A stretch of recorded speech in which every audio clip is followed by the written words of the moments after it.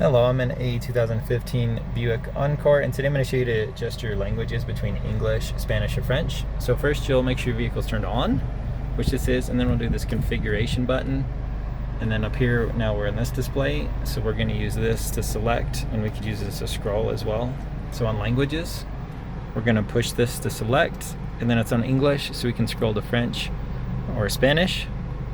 So say we want Spanish, we'll push this again. And now everything's updated to Spanish.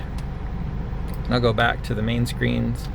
I speak English, so I'm going to switch it all back to English. So this configuration, and then select languages, and then English. And then now we're all back to English. So it auto updates, so no other clicks to save or anything like that needed. But I hope this is helpful, and I hope you have a wonderful rest of your day.